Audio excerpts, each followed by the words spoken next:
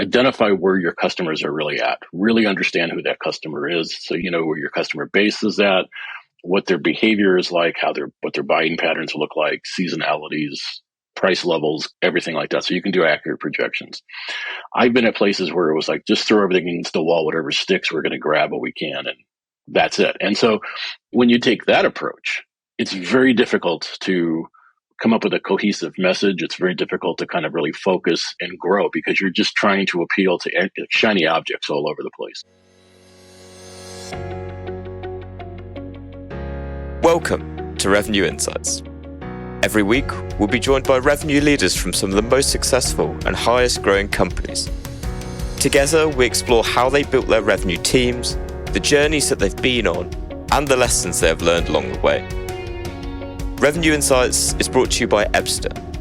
We're a revenue intelligence platform designed to help revenue teams to build more pipeline, close more deals, and retain more customers.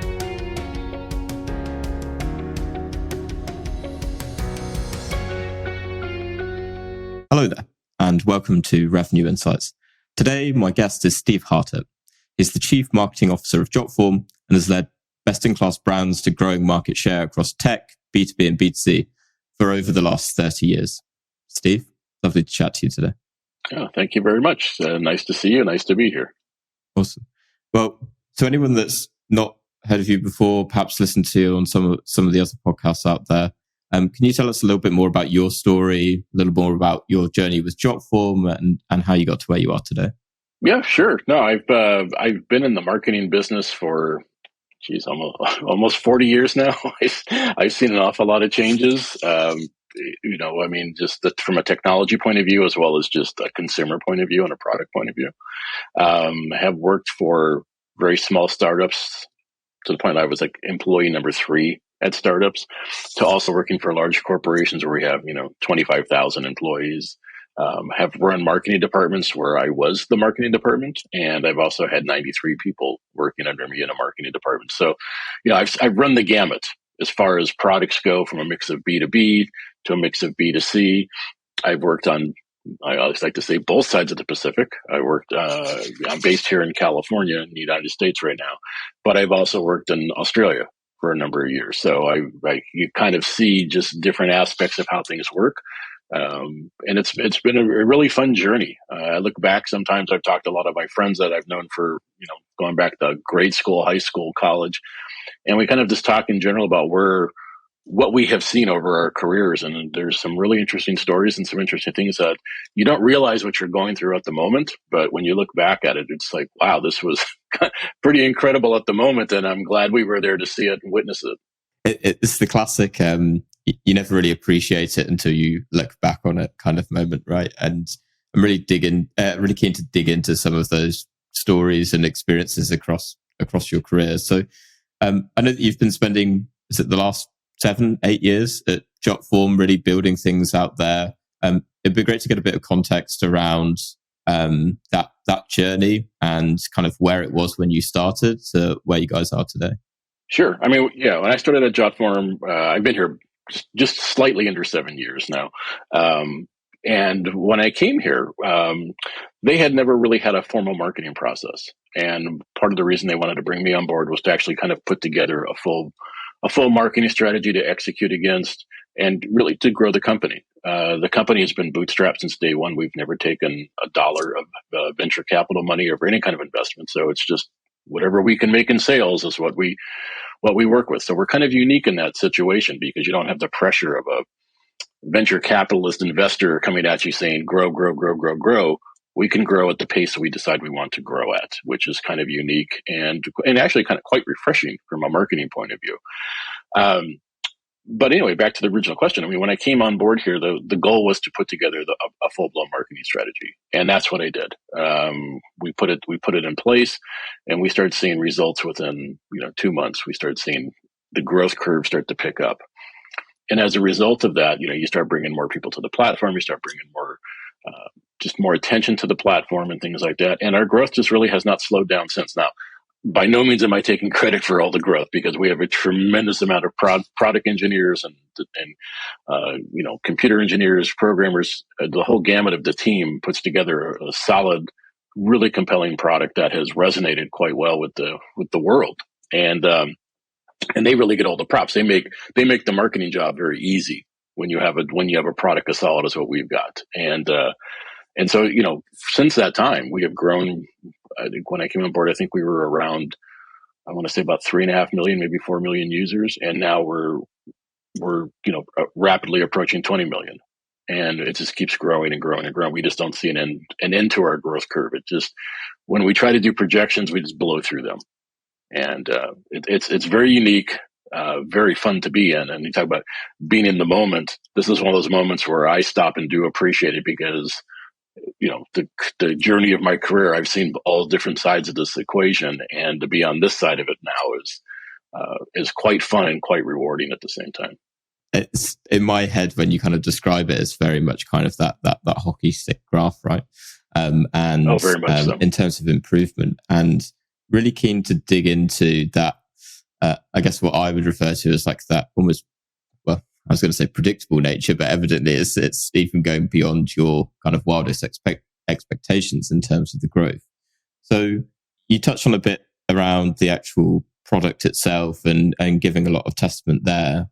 So what have been some of the learnings that perhaps you've taken in the past when maybe you've had a good product that you took into Jotform that was really vital actually to be able to get to that stage and be able to build on that product that you had available to you?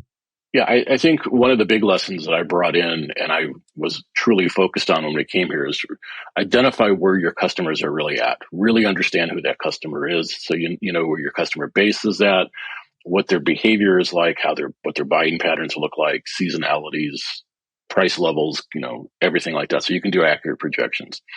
I've been at places where it was like, just throw everything against the wall, whatever sticks, we're going to grab what we can, and that's it. And so when you take that approach, it's very difficult to come up with a cohesive message. It's very difficult to kind of really focus and grow, because you're just trying to appeal to shiny objects all over the place, and you just constantly get distracted.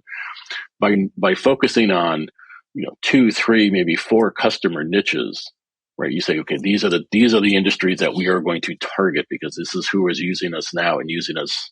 I would say the consumption is very high. So if they have a high consumption volume of your product, that tells you everything you need to know at that point. Study their behavior, study what they're doing, and then go after them. And that's what we did. So you end up making a marketing campaign for niche 1, for niche 2, for niche 3, and you start seeing the results start coming in. And you'll see other industry silos start to grow alongside of it, but there's always going to be like those 3 or 4 really key markets that you really want to pay attention to, and those become your bread and butter. It becomes like the old 80-20 rule, honestly. And if you focus on those and let everything else kind of grow and continue with it, you'll do fine. And those are some of the lessons that we brought here to Jotform, and we continue to use them to this day. And it's paid off handsomely for us. I really like the kind of data insight action almost kind of approach. And what I'm interested to understand a little bit more is, what were the signals that you were seeing in your customers that ultimately helped you to get the insight to be able to make decisions off the back of it? Yeah, I mean, what we do is, we again, our data team is phenomenal. I mean, it's to have a team of kind of like, I just call them geniuses at your disposal. You could say, can you give me numbers on this? And they can produce numbers from 1,000 different angles. Makes a marketer's job that much simpler, honestly. And so you sit there and first thing you say, give me the top 5, industries that are using our product. They can give you that. Okay, can you tell me how each one of these is using our product? So how are they using Jotform? What kind of forms are they using? What kind of volume are they using? How many forms do they have? Those kinds of things. How, when they came on board, how fast did they grow, their account? Did they start with 5 forms and now they're up to 15? Did they start at, 10 and go to 25? What kind of, what kind of volume are they getting in for data and things like that? So you understand then who's that high consumption level user. And you start looking at those patterns of how are they using your product. And that tells you the messaging that you want to take out to go attract other companies in those industries, whether it's government, whether it's a nonprofit, whether it's education, whether it's consumer products, whether it's, whatever. It could be universities. Let's say if you're looking at, let's just say in the education space, you can divide it between high schools and universities. How are universities using you versus a high school versus a school district? If you're going to look at governments, how are federal governments using it versus a state or a local government? If you're looking at consumer products, how are the ones that are using like fast moving products versus durables, those kinds of things.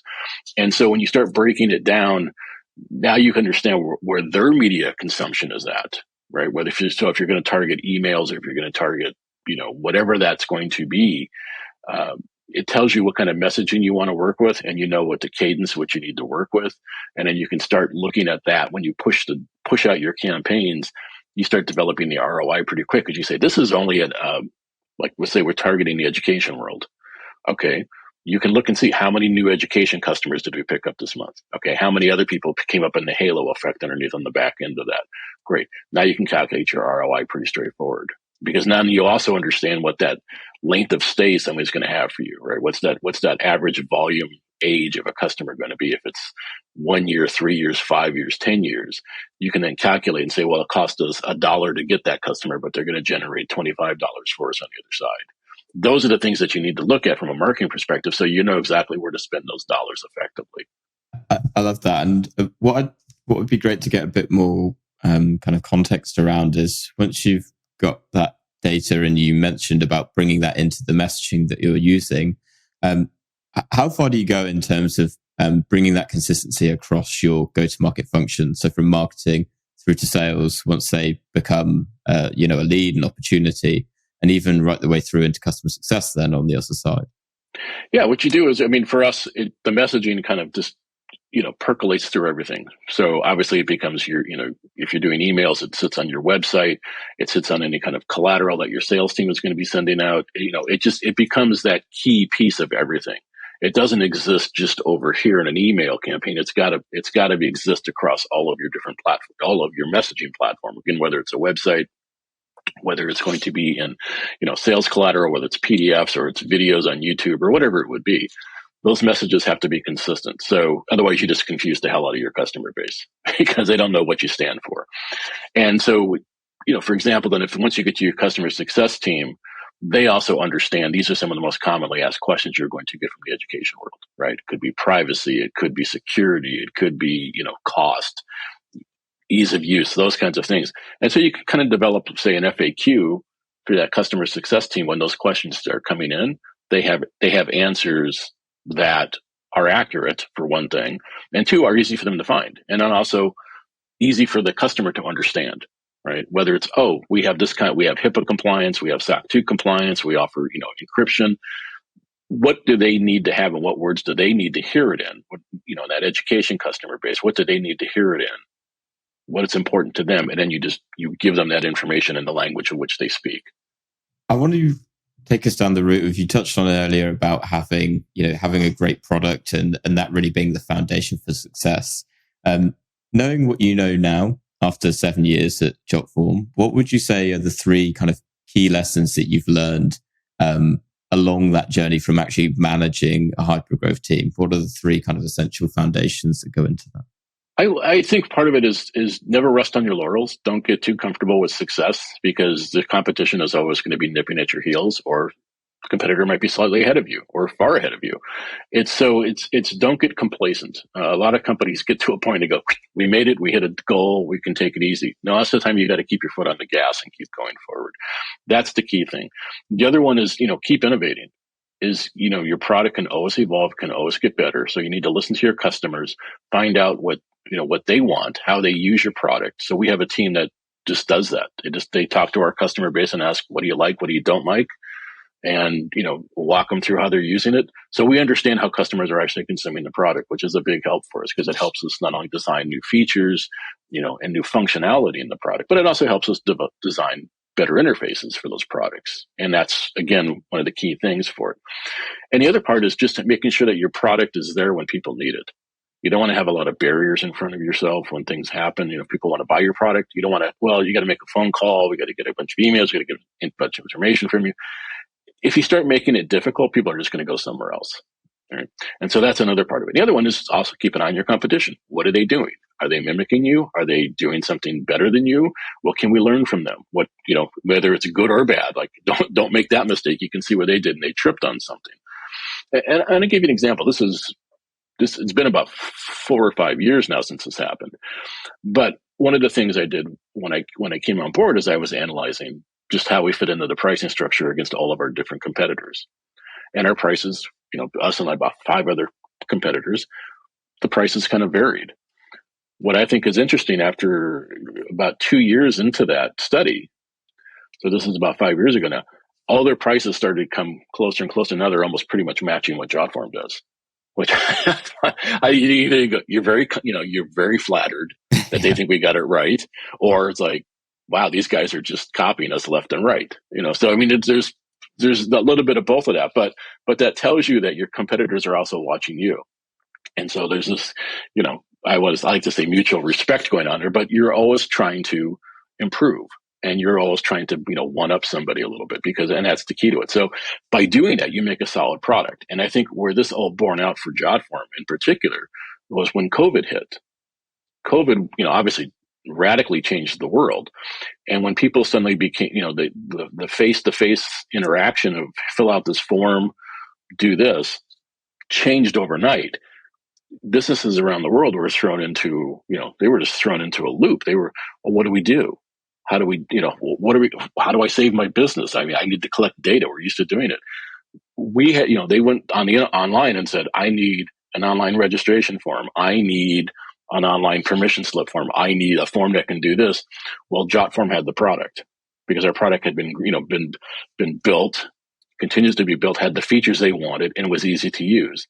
And they went, great. This will help solve the problem I'm having right now with my business. As a result, when COVID hit, our business more than doubled in 1 year. And that's phenomenal. And again, it has not slowed down because people are seeing it and going, I didn't know this existed. And 2, I didn't know it could do this. And now that they know what it can do, they find more uses for it inside of their own businesses. And that's really been the key to the whole thing. So businesses have now found this incredible tool that helps them become much more effective. And so there's this whole thing about, I say being in the right place at the right time with the right product at the right price, typical marketing, right? The 4 Ps was illustrated perfectly at that moment. And, again, COVID was horrible for the world. And I do not want to, in any way, shape, or form, bring that, try to put any positive spin on that. But it changed how Jotform behaves and how Jotform acts as a company in a very positive way, because again, we had this compelling product that people then suddenly went, wow, I can use this, and they could save their own businesses as a result going down that line. Now, if you could go back in time 7-8 years ago, you didn't even know COVID was ever going to be a thing. What would you do differently?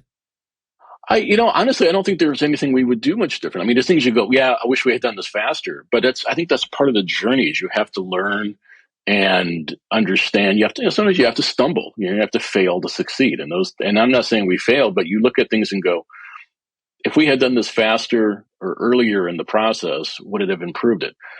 That's an argument you can have, and those become philosophical discussions. But sometimes the technology is not there. Sometimes the what you need to have is not there. The customer base isn't ready for it yet. So there's things in there that you go, I wish we'd had this back then, but would it have been as good as you have it now? Probably not, because sometimes the technology is not there. Sometimes the need for it on a customer basis is not there yet. So, I've been at companies where they keep saying, oh, we can improve this. Let's add this. They never ship the product. They just keep polishing this thing. And it's like, guys, sooner or later, you got to get version 1 out the door, because then we can worry about version 2. And we said, let's get version 1 going. And while we have 1 out, we're going to work on 1.1, 1.2, 1.3. We just keep improving the product. And that's the goal, is you just keep moving forward. You don't get there and rest and go, now what do we do? Because nothing's ever perfect, right? You can always improve on things, new features, new demand schedules, all sorts of things happen out there. And that's where we've been able to do it. So honestly, I don't know if I would recommend we do anything different. I think we've had the right team at the right place at the right time, doing everything the right way. And that, I think, and it comes back to the comment I made earlier about being bootstrapped. We have that unique ability to kind of pause if we need to, or put our foot on the accelerator if we need to, because we don't have an investment team in the back going, I don't care what you're doing, you still got to get us 20%. And that's when that happens, that totally changes your mind frame and how you're going to put your products out there. Yeah, I love the ethos, and I want to pick up on something that you said there. Being in the right place at the right time. Now, so often, you can be in the right place at the right time, but then not have the framework, the operations, the process to actually carry that forward. So often you can see that big spike, and then world goes back to normal and off it goes. So, in your experience, how do you really start to build sustainability off the back of that? You obviously that gave a big jump for you guys, but how did you actually continue that going forward? I think you've touched on it so far in terms of continuing to look to improve, but can you be a bit more specific around the specific areas? Yeah, I think like what we did, right? All the people that started coming on board, say day one of COVID and going from there, we looked at where they came from, right? What kind of industry are they? Where are they geographically located? Are they in North America, Europe, Asia, Australia, wherever they would be at? How are they using it? What are they using it for? And so we could look at that and go, are they behaving different than our existing customer base? Or are they behaving in a new way that we're not familiar with? And you find, again, the patterns. I mean, there was a little bit of some different anomalies that people were using it slightly different, but the core of how they were using us was no different than anybody else, right? So they were using us in very much the same fashions. And so we studied those new users to make sure that, is this a big strategic shift from an organizational point of view and a product point of view, or is this just business as usual? And it really was business as usual for us. And so for us, it was, okay, we know we've got the product that these people want to work with, and let's continue to give more. Let's give them more of it. And so we would start asking, what additional features would you like? What additional integrations would you like to see? Those kinds of things. And so the key to it is, it's keeping that sustainability of the customer, right? It's the longevity of them. And you don't want them just to come in and just like, that's where the spikes hit, right? They come in, they use it for 4 months, and then they go away. We have found that, again, our customers come on and that length of stay that they have has increased. So this tells you that this has become a vital piece of their workflow, of their corporate workflows. And that's really been the key to it. So we still look at these groups, right? We still look at them and go, we look at things in the pre-COVID world and the post-COVID world and what has happened. And there's just commonality, big band of commonality that continues to grow. So we look at this and say, what it really did for us is it pulled demand forward. We would have been there anyway in 5 years, but COVID pulled it all forward in about 6 months. But again, by having a product that was scalable and having, the right team that knew how to grow it, put the infrastructure underneath it, servers and things like that, we could respond to the growth without having the product collapse under the weight of all that growth. And again, that speaks to the engineering team that developed a product that was flexible enough that could, kind of just grow back and forth as necessary when the growth hit, but then also, continue to grow effectively at that same level when that hyper growth hit. And that's tough. That's a tough balancing act. But I really think our team just flying colors on this thing across the board. They just really made it work. I actually really like certainly the simplicity in many ways, where that you've got a good product, you've got people using it, and by the sounds of it, and forgive me because I'm probably oversimplifying it, but it's looking into the data and looking into the signals from what people are doing with your product to actually then inform the rest of your strategy then at that point.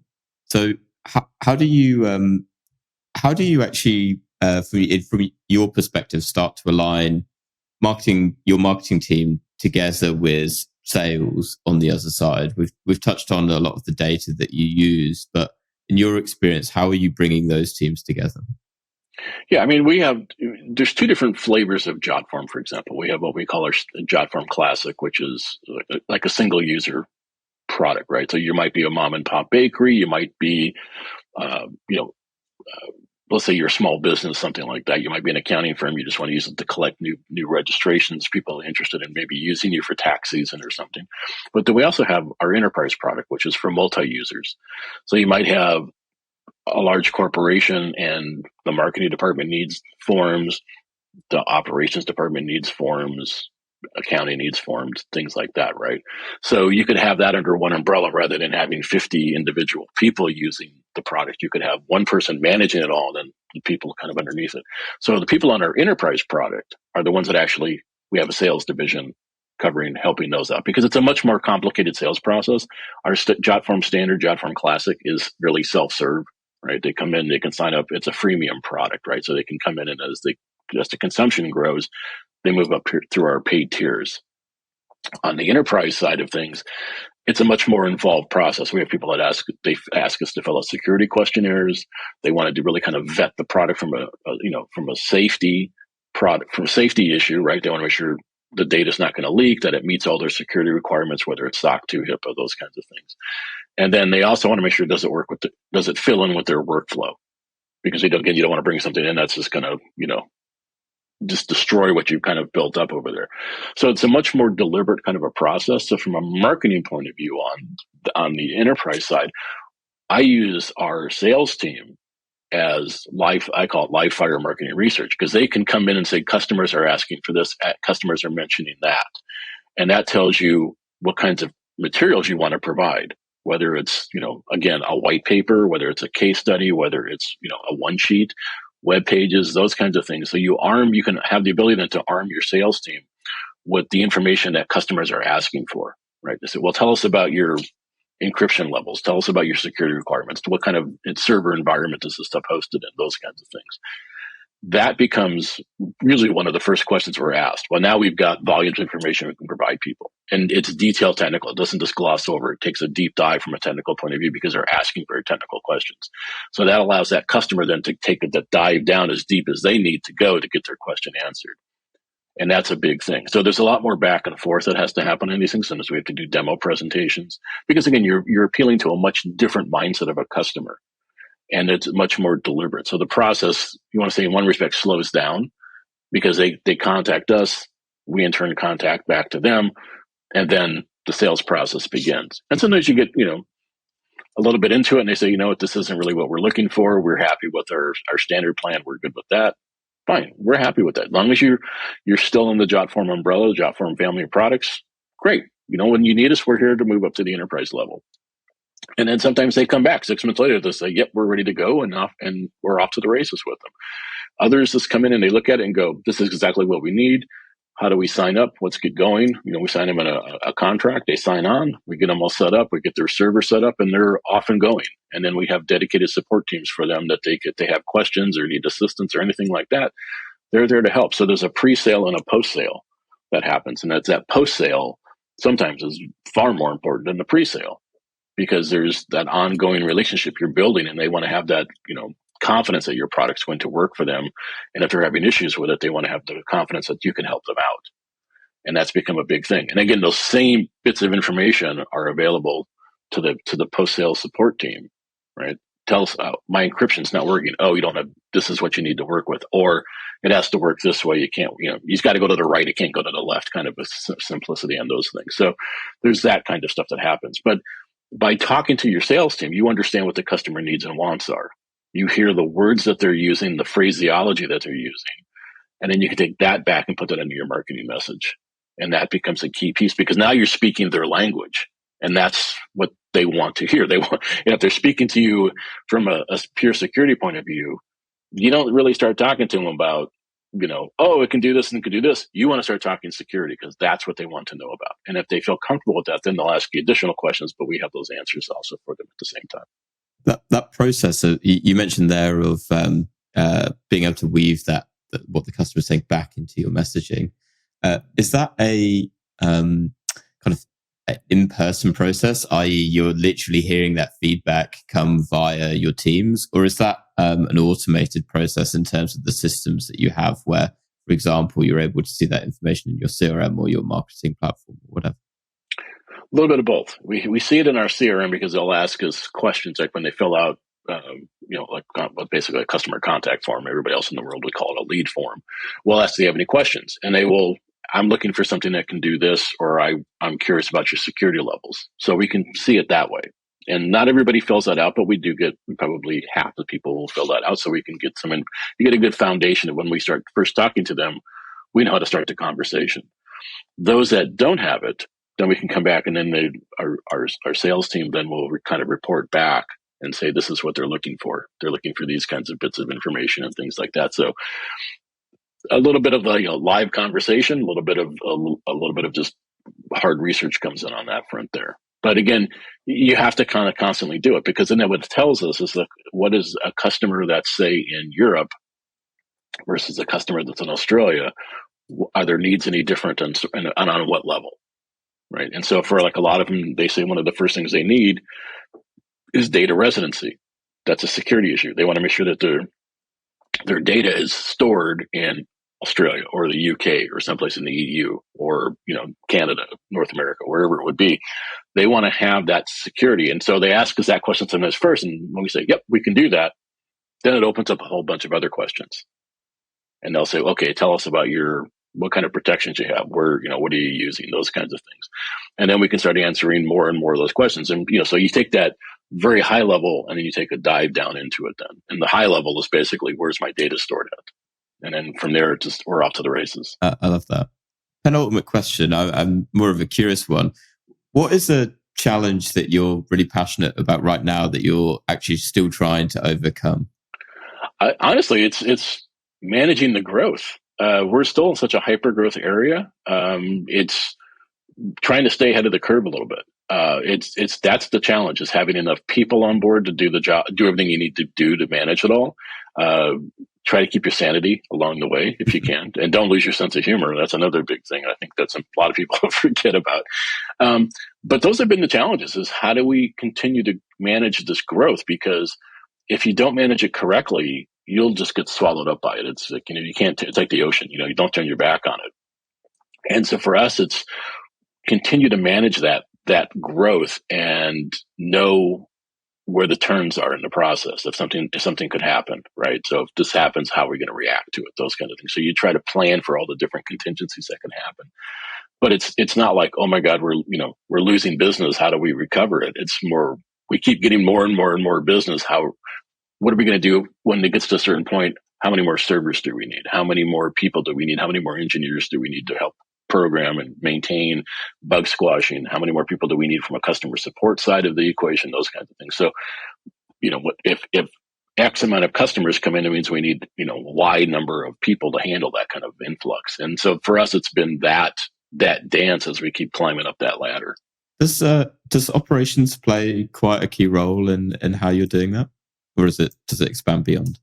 No, it's absolutely. Operations is a big piece of this thing. Everybody plays a big part in this.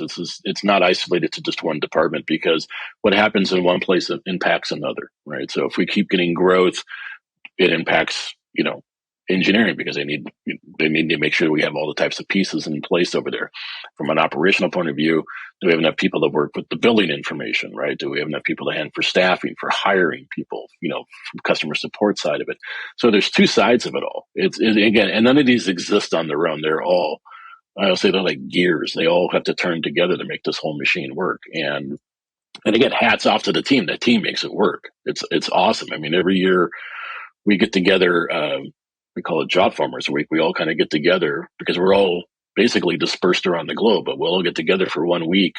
And it's kind of amazing to see, first, people you just normally to see on a Zoom or something like that. You see them in person, which is always wonderful to see. And you get to have conversations with people. But then you also can just meet other people at departments that you just would not come across. Like, I can go talk to an engineer and say, hey, I'm Steve over on the marketing side and the enterprise side. Great to meet you. I've seen your name. You guys are doing good things. Or just people you just have email exchanges with, and you've never seen the face. So it's great to have those conversations and kind of build bridges to talk to people and establish those kind of professional relationships, which is great. And they end up becoming friendships, which is like the icing on the cake for it. But the other side of it is, and I said this to one of my coworkers here when we had one of these groups back in last October, the magnitude of the size of the employee base. I mean, we're north of 500 employees now. And when I started, I was employee like number 30 or something like that, 30 or 40. I was somewhere like that. And we wished we could put us all on a bus and drive off someplace. But then when you get there and you see just the humanity that is now our company. It's just, wow, look at this. This is really cool. I mean, it's just one of these fun kinds of things. So those are the kind of things that you try to manage the growth on. And when you see that, you're just impressed that we've been able to get to that point without discernible interruptions. And that's, again, that's a credit to the talent of the people that work here. Yeah, completely agree. Final question, Steve. What is one book that you would recommend to other revenue leaders? I come back to this book a lot. It's one of these books that has stuck with me. It's probably, I don't know how many years old it is, but it's Walter Isaacson's biography of Steve Jobs. So you look at one part of it, it's just you see how Jobs grew up and what his influences were, and you'd see that. But there's parts of it where he's talking about the growth of Apple, the growth of Next, Pixar, when he returned to Apple, what they did, especially the return to Apple. There's two pieces in there that are really important, I think, for me, is the Pixar management and the return to Apple, how they grew things. There's a lot of great business lessons to be learned from product development. And it's fascinating to read it because you see where focus becomes the main driver. And those are the pieces that a lot of companies fall flat on. And this comes back to the shiny objects that people get distracted by. By keeping things focused on key parts of your business, that's where you can succeed. The minute you start getting distracted by something that is trendy, or just, hey, somebody's got an idea, but they have a big mouth about the idea, and then everybody thinks we got to, Bill is the guy that was, we got to listen to Bill, whatever is, whoever it would be. Those things happen. And there's a story in there that he talks about. And I have a friend of mine that happened to be in the room when this happened. When Jobs came back, they went down to a little city south of San Francisco called Monterey. They went down there and they had a retreat with a bunch of product managers and some executives and things like that, about 100 people or so. And Jobs got out a whiteboard. And he said, okay, what do we need to do this year? What do you guys think we need to do? And they had like hundreds of items on there, probably about 200 things. He said, people said, we should do this, do this, do this. And Jobs said, okay, pick 4 of them because that's all we can do. And so you start looking at it and go, well, we don't have to do these. These are nice to haves, but not gotta haves. And then you probably get rid of 3/4 of the list at that point. Now you start making some tough decisions. Do we really need this? Which ones are going to bring us the most revenue? Where are we going to focus the company on? And they start just keep cutting them out. And you get, there's discussion going back and forth. There's debate going back and forth. But pretty soon the focus comes into what is going to be the core of this business. What are going to be our 4 main, pieces that we're going to drive this company back. And you got to remember, this is back when Apple was on its deathbed. At one point, Apple was 6 weeks away from going out of business. And then, they are where they are now. But, this friend of mine, and he wasn't breaking any confidences, told me, this is what was going on in that room. And he says, but it was fascinating because then people got on board with the message. People got on board with the process. They understood what the mission was then. And it was very, very clear of what that mission was going to be. And so it wasn't like an edict that was passed down from on high. This was a team that worked together to focus on what those 4 things were going to be. And that's a very tough trick to pull off. That's very difficult to get, that kind of an organization, because you've got a lot of competing opinions, you've got a lot of competing egos, but people were able to consensus and say, this is what we need to do. But that gave the team marching orders really for the next 5 years. And, we could all look at the results of that. What happened? They became focused, they became charged, and they went ahead and did things. And I took a little bit of that. And again, I'm not taking any credit, like 0.1% maybe. And when I came to Jotform, I was like, let's find those 4 core markets that we have, or our 5 core markets, and let's go charge at those. And that again, it's focus. That's really what it comes back down to, is focus. And so that this Jobs bio talks a lot about focus. Whether it was at Pixar, the thing would do, I always chuckled because they would say, well, we want to do this in a movie. What should we do? Let's make it great. That's a pretty tall order, right? People looking for better information. Give me some guidance. Let's make it great.